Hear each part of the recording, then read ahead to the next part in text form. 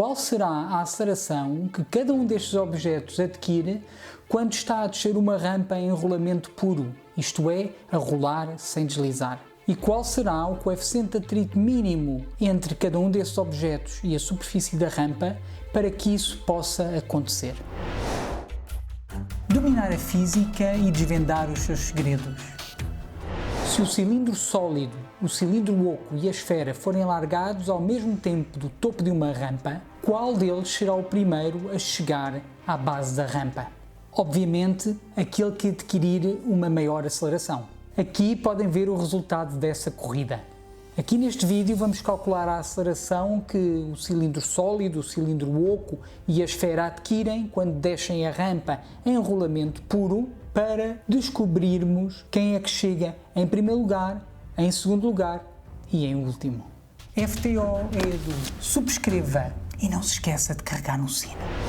Cada um destes objetos tem uma secção circular e por isso podemos representá-los, qualquer um deles, neste plano inclinado, com uma inclinação θ relativamente à horizontal e, para saber qual é a aceleração que este objeto vai adquirir, seja ele a esfera, o cilindro sólido ou o cilindro oco, vamos ver quais são as forças que ele sofre. Mas, de qualquer maneira, é óbvio que a aceleração do centro de massa há de ser um vetor paralelo ao plano inclinado e que o corpo, se está em rolamento puro, vai ter que rodar assim neste sentido com uma velocidade angular ômega. Quais são as forças que o corpo tem aplicadas? Temos então a força que a superfície exerce no corpo perpendicularmente às superfícies em contacto, portanto vamos chamar N, que ao fim e ao cabo é a reação normal, que é aplicada aqui no ponto, neste ponto. Se ele está em rolamento puro, e como tem aceleração, significa que existe uma força de atrito estática a ser aplicada aqui assim, onde o cilindro, a esfera ou o cilindro oco estão em contacto com a superfície. E estas são as únicas forças de contacto. Agora só falta a força que a Terra exerce no corpo, que é aplicada no centro de massa do corpo. Agora, como se trata de um corpo rígido, é importante os pontos de aplicação de cada uma destas forças. Como é que nós agora fazemos a análise desse sistema? Muito simples. Primeiro vamos analisá-lo do ponto de vista da translação, isto é, vamos aplicar a segunda lei de Newton ao corpo, isto é, o somatório de todas as forças aplicadas ao corpo tem que ser igual à massa do corpo vezes a aceleração que o centro de massa do corpo vai adquirir. Mas como se trata de um corpo rígido, temos que analisar também o corpo do ponto de vista da rotação em torno de um determinado eixo. E vamos escolher o eixo como sendo o eixo que passa aqui no centro de massa do corpo e é perpendicular ao ecrã. Sendo assim, o somatório de todos os momentos das forças em relação a este eixo ou a este ponto que passa pelo centro de massa é igual ao momento de inércia do corpo relativamente ao eixo que passa aqui no centro de massa e é perpendicular ao ecrã, vezes a aceleração angular que este corpo adquire. Se o corpo está inicialmente parado e também não tem rotação em torno deste eixo, quando o largamos e ele vai começar a adquirir uma aceleração do centro de massa, vai também começar a adquirir uma aceleração angular e essa aceleração angular vai fazer com que ele adquira depois esta velocidade angular e, portanto, isso significa que a aceleração angular também vai ter este sentido e, em termos vetoriais, esta aceleração angular ao fim e ao cabo é um vetor perpendicular aqui ao ecrã e que aponta para dentro do ecrã. A mesma coisa acontece com a velocidade angular. Em primeiro lugar, vamos analisar o que acontece para a translação. Vamos analisar então esta equação aqui. No somatório das forças aplicadas ao corpo, a força gravítica mais a força de reação normal mais a força de atrito estático. É estático porque o corpo não está a deslizar pela superfície. Isto vai ter que ser igual, são as únicas forças aplicadas à massa do corpo vezes a aceleração do centro de massa do corpo. Ora, isto é a equação vetorial. Eu agora, se escolher, por exemplo, este referencial, isto é a direção x paralela à direção da rampa, e a direção y perpendicular à rampa. Eu, se for escrever as componentes de cada um destes vetores em cada uma destas direções, eu vou obter então, não esquecer que este ângulo aqui é o θ, e aqui o ACM, isto é mesmo um módulo deste vetor, porque este vetor eu sei que tem a direção do x e é o sentido positivo do x. Agora para y temos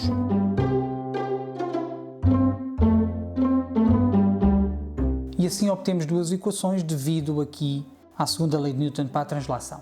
Vamos agora olhar para a segunda lei de Newton para a rotação, como normalmente se designa esta equação aqui. Ora bem, nós temos aqui três forças e vamos calcular o momento de cada uma destas forças relativamente aqui a este ponto que é o centro de massa. Isto é, este somatório ao fim e ao cabo vai ficar o momento da força devido à força de atrito mais o momento da força devido à força gravítica. Isto vai ser igual ao momento de inércia relativamente ao tal eixo que já falámos, vezes a aceleração angular. Ora, o que acontece aqui é que, como a força da gravidade é aplicada exatamente no ponto do centro de massa, este momento de força é igual ao vetor nulo e a reação normal, este momento da força também é um vetor nulo. Logo, só ficamos com este momento da força que é diferente do vetor nulo. Isto é, este somatório reduziu-se apenas a um termo. Agora, se fizermos o momento da força de atrito relativamente aqui ao centro de massa, verificamos que ao fim e ao cabo é um vetor que é perpendicular aqui ao ecrã e que aponta para dentro do ecrã. Portanto, este vetor aqui aponta para dentro do ecrã. É exatamente a mesma direção e o mesmo sentido da aceleração angular. Logo, a projeção deste vetor e deste na direção perpendicular ao ecrã, a direção é a mesma e os sentidos também são os mesmos. Logo, para este referencial que eu aqui tenho, a direção Z obrigatoriamente é esta. E, portanto, qualquer um destes vetores projeta-se no sentido negativo de Z. Mas como ambos projetam no sentido negativo de Z, eu posso escrever o seguinte.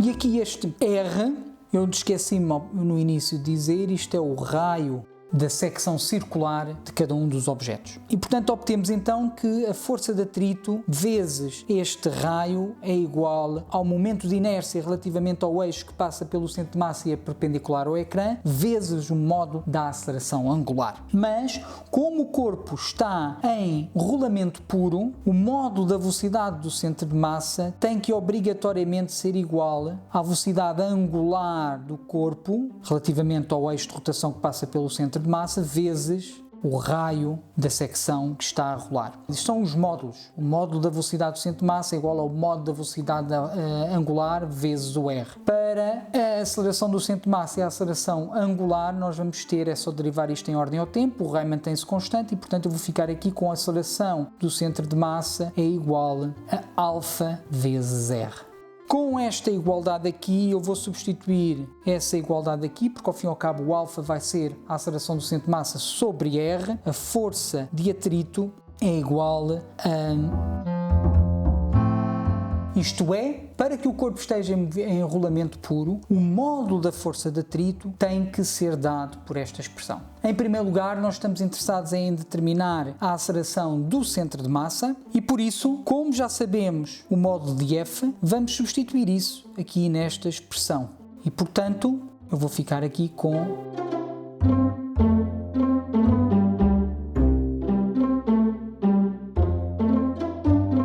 Agora vou apagar aqui esta parte de cima que já não me interessa. Vou passar então para cima.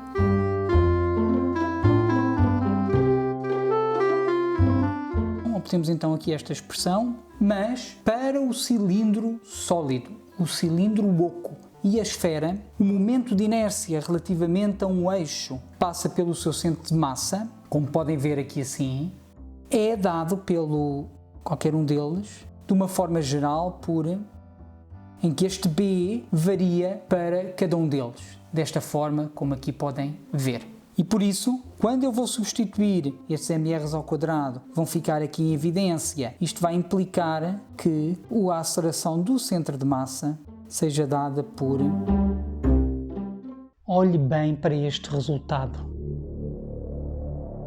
Não é nada intuitivo, é completamente inesperado. Já reparou que a aceleração não depende nem da massa, nem do raio da secção circular que está a rodar, nem do comprimento do objeto que está a rodar? Completamente inesperado. Só depende do momento de inércia que está aqui representado pela letra P.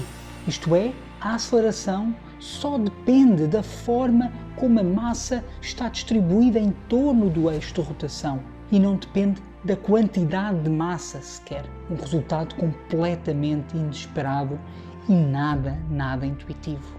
Curioso, não é?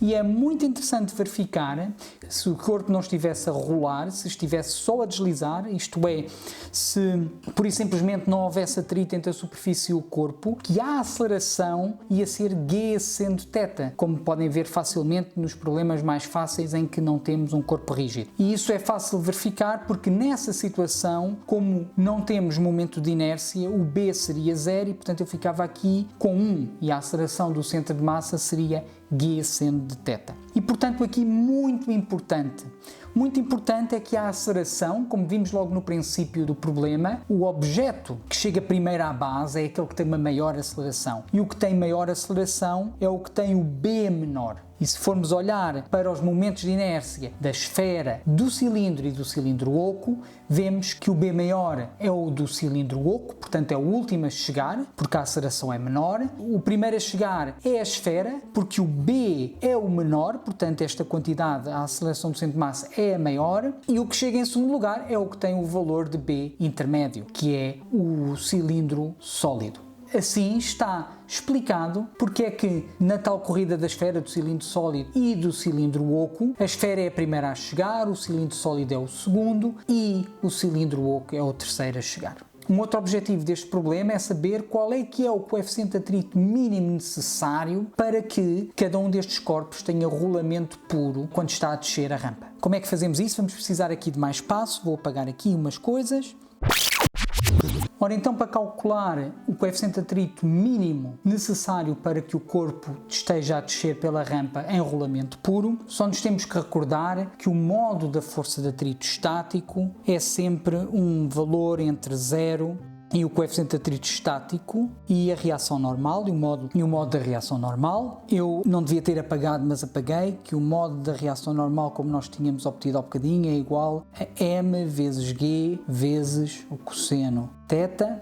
E agora é muito simples, porque este é o valor que a força de atrito estático tem que ter para que o corpo esteja a descer em rolamento puro. Logo, isso significa que aqui deste lado vemos que ele obrigatoriamente tem que ser maior do que 0, isto portanto não nos interessa, só estamos interessados nesta parte aqui, isto é, o coeficiente de atrito estático tem que ser maior ou igual que ICM sobre N vezes a aceleração do centro de massa sobre R ao quadrado. Por isso é que é o coeficiente de atrito estático mínimo, porque ele tem que ser sempre maior ou igual do que esta quantidade. Portanto, o coeficiente de atrito estático mínimo para que o corpo esteja a rolar tem que ser dado por esta quantidade que está aqui. Agora é só substituir o ICM de acordo com isto que aqui está em cima e a aceleração do centro de massa, aquela que nós determinamos. Agora vemos rapidamente que este R ao quadrado corta com este, que este G aqui vai cortar com este G aqui e que este M vai cortar com este M aqui. Logo, o coeficiente de atrito estático vai ter que ser sempre maior ou igual que B1 mais B vezes tangente θ. Isto é, se o coeficiente de atrito estático tem que ser maior ou igual que este valor para que o corpo esteja a descer a rampa em rolamento puro, isto significa que o coeficiente de atrito mínimo para que isso aconteça tem que ser igual a esta quantidade que aqui está e, portanto, eu vou pôr aqui coeficiente de atrito estático mínimo.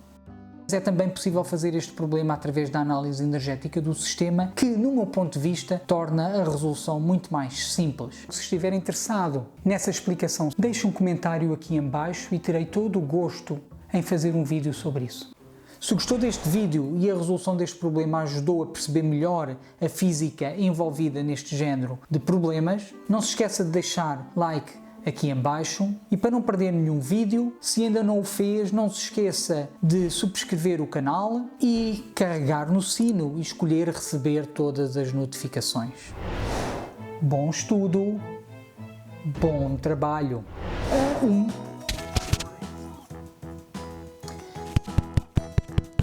Aqui